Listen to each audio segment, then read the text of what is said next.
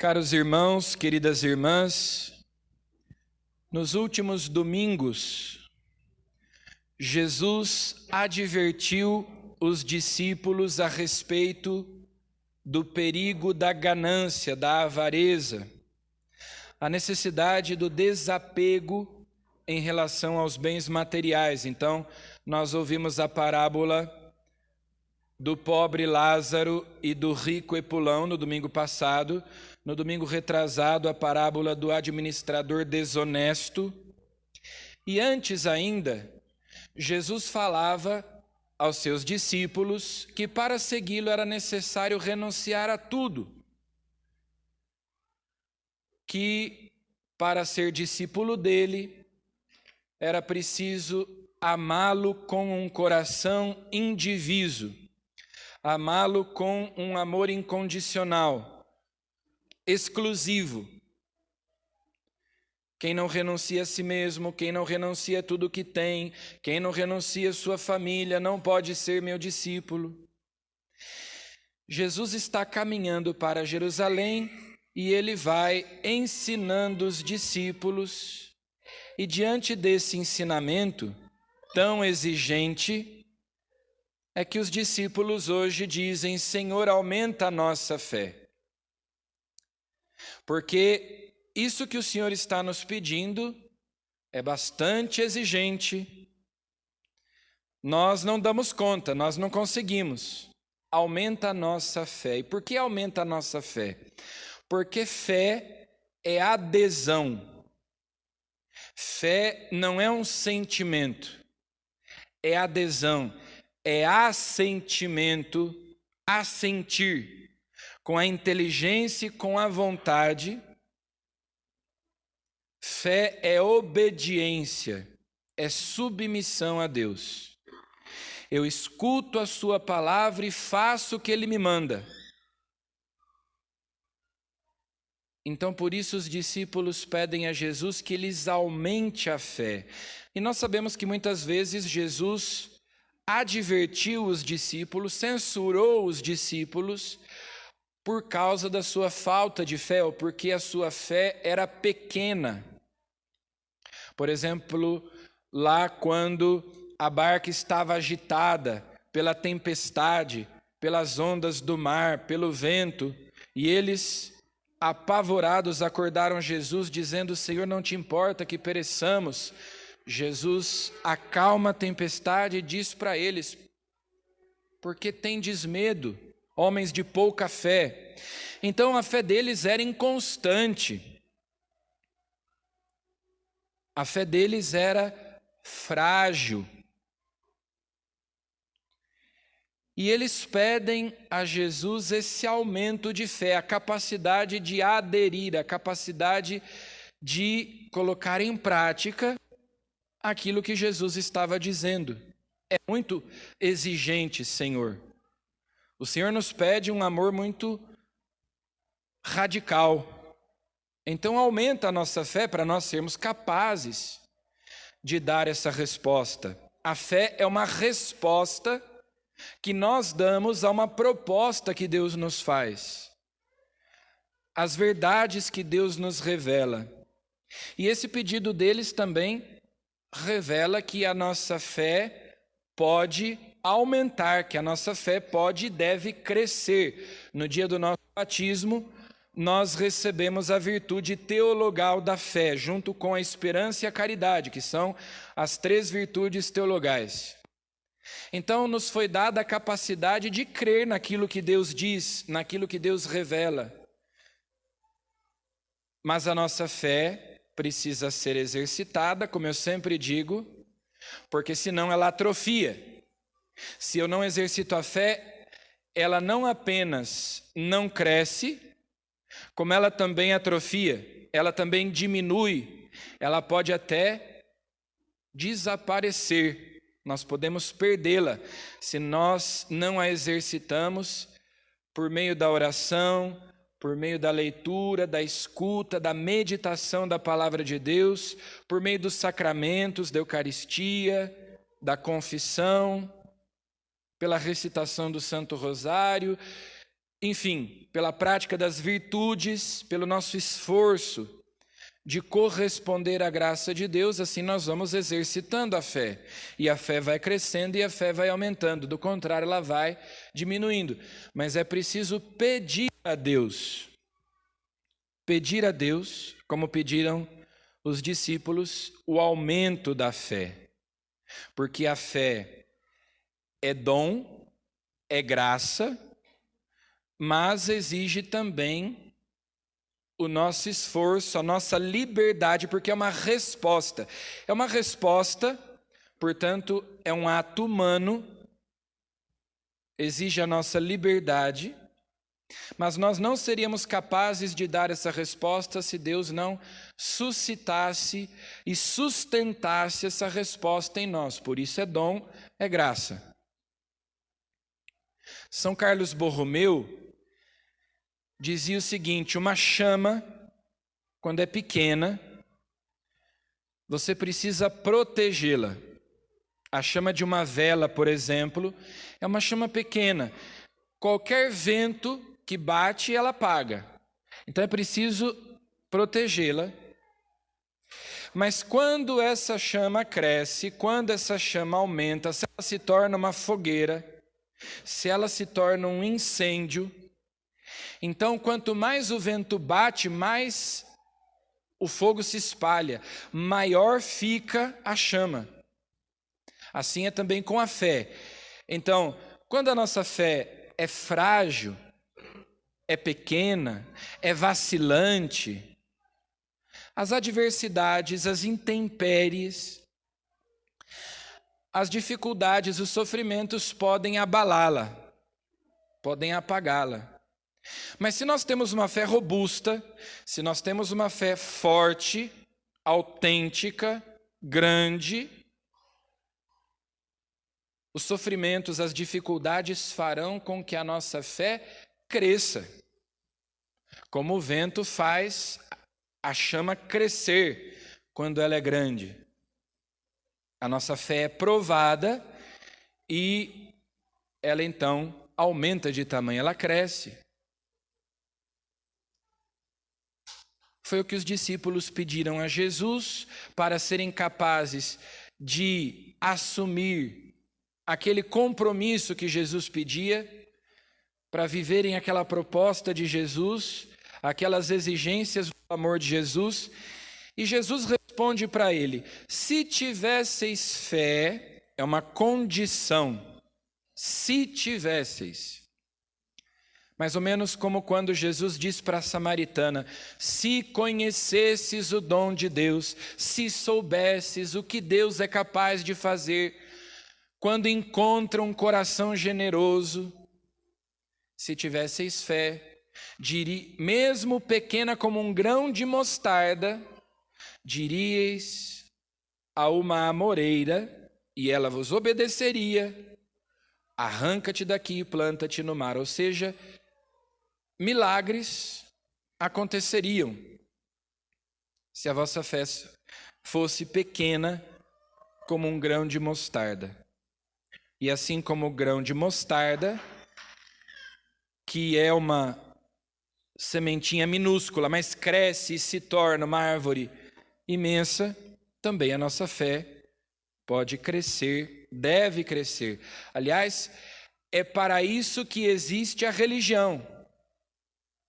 É para isso que existe a igreja.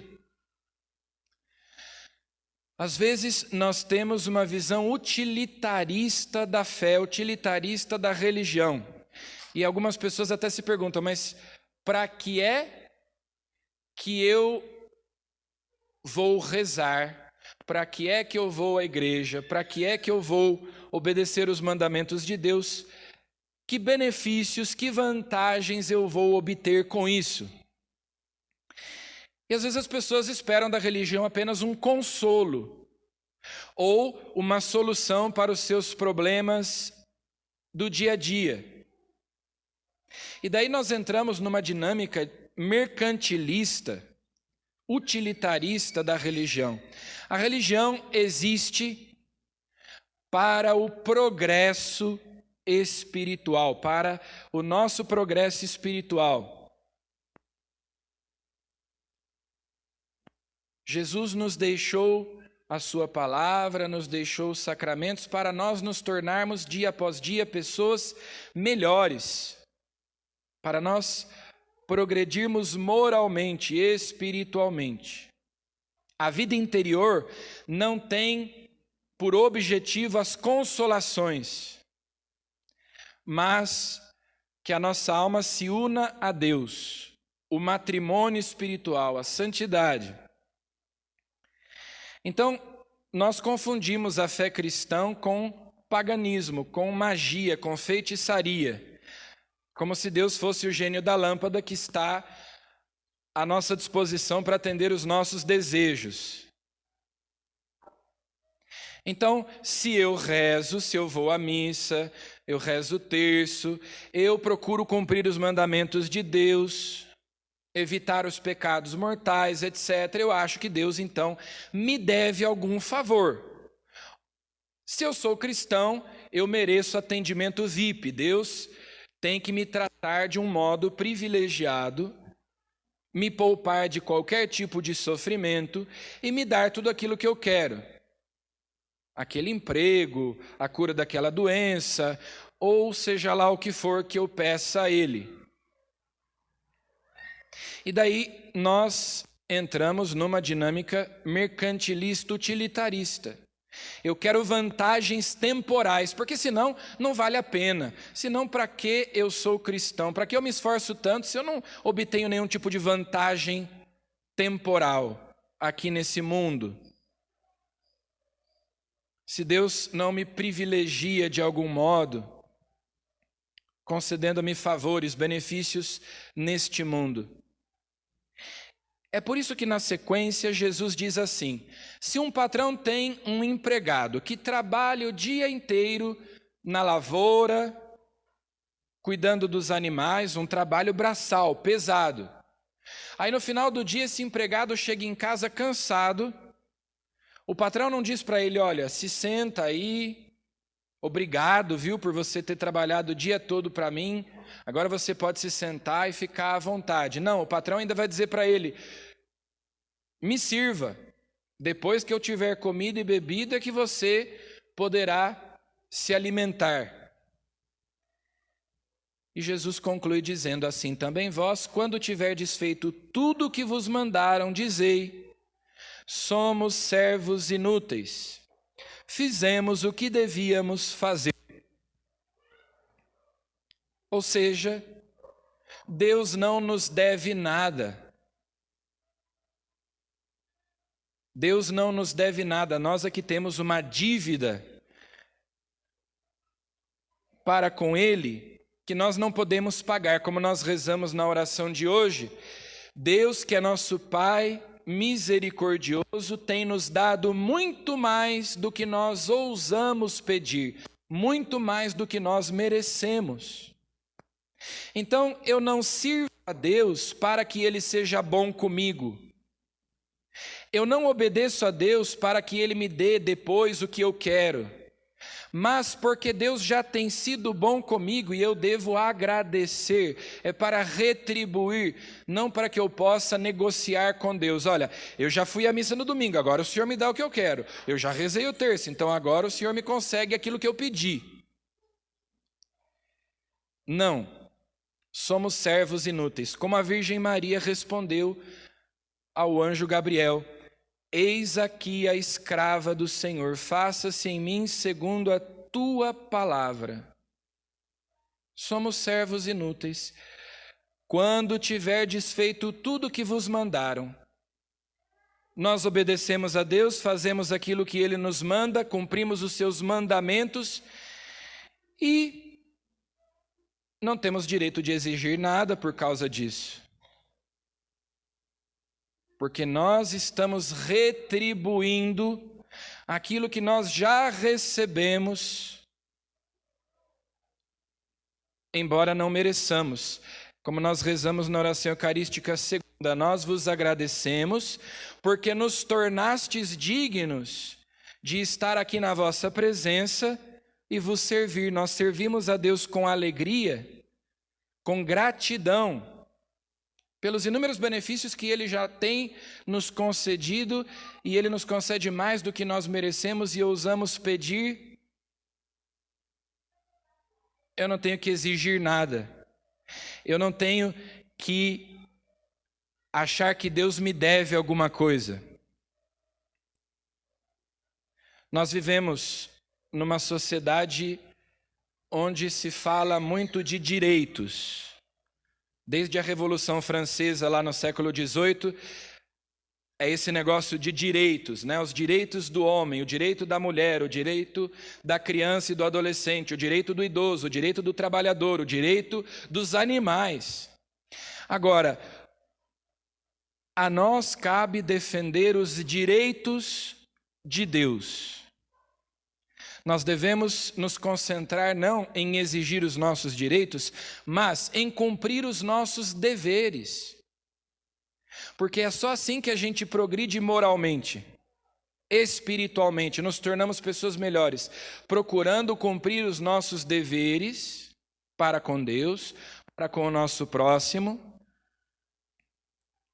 sabendo que isso nós fazemos porque nós devemos ser agradecidos a Deus que já nos tem dado tanto. Essa cena que Jesus descreve do patrão, que parece até um pouco cruel, que o patrão haja dessa maneira, mas às vezes é assim mesmo que acontece. No entanto, não é assim que Deus nos trata. Jesus tirou o manto, amarrou uma toalha na cintura e lavou os pés dos discípulos. Se eu, vosso mestre e Senhor, vos lavei os pés, também vós deveis lavar os pés uns dos outros. Eu vim para servir e não para ser servido. Então ele nos lava os pés, ele faz aquilo que o patrão da parábola não faz. Quando o servo chega em casa, ele diz para o servo: agora você se senta, porque eu vou te servir. Eu vou te dar de comer. É o que ele faz na Eucaristia. Ele nos amou primeiro e por isso ele pede que nós também o amemos. Nós temos que sair dessa lógica utilitarista, mercantilista. Porque nós queremos que para cada boa obra que nós fazemos, Deus nos dê um prêmio. Deus nos recompense. Só que nós não queremos um castigo para cada pecado que nós cometemos, né? Um castigo para cada pecado eu não quero, mas uma recompensa para cada boa obra eu quero. Deus é um Pai amoroso, misericordioso, generoso, que cuida de nós e nos dá aquilo de que nós precisamos em cada tempo. Na primeira leitura, o profeta Abacuque diz para Deus: Senhor, até quando clamarei sem me atenderes? Até quando devo gritar a ti violência, sem me socorreres? Como quem diz: eu já estou cansado de pedir, eu já estou cansado de clamar, de gritar, socorro, me ajuda, porque a situação está difícil. E Deus responde para ele: calma, tem paciência. A visão refere-se a um prazo definido, mas tende para um desfecho e não falhará. Se demorar, espera, pois ela virá com certeza e não tardará. Quem não é correto vai morrer, mas o justo viverá por sua fé. São Paulo até cita essa frase, uma frase famosa, que depois foi tomada por Lutero para defender a sua ideia errada a respeito da justificação pela fé. O justo viverá pela fé. Que aí Lutero acrescentou a palavra somente, né? Somente pela fé. Mas Deus diz para ele: o justo vive pela fé, espera, tem paciência. Às vezes parece que Deus não escuta, às vezes parece que Deus é insensível parece que Deus não se importa, que Ele está ausente. Nós experimentamos, assim como Jesus na cruz também experimentou, o silêncio de Deus. Mas é na provação que a fé se fortalece, que a fé aumenta. Confia, espera, tem paciência, continua clamando. Deus é fiel, o que Ele disse vai se cumprir. Calma, o justo vive pela sua fé. O Salmo diz que Deus é o rochedo que nos salva, é a rocha firme sobre a qual nós edificamos a nossa vida. Parece paradoxal que para nós termos alguma segurança, nós temos que abrir mão de todas as nossas seguranças. Para nós termos alguma garantia, nós temos que abrir mão de todas as nossas garantias, porque a fé é um abandono em Deus, e depois que nós nos abandonamos em Deus, então nós podemos colocar os nossos pés sobre essa rocha firme que é Ele. E São Paulo, na segunda leitura, diz para Timóteo: eu te exorto a reavivar a chama do dom de Deus que recebeste. Deus não nos deu um espírito de timidez, mas de fortaleza. Nós recebemos um espírito de fortaleza, a força de Deus para resistirmos.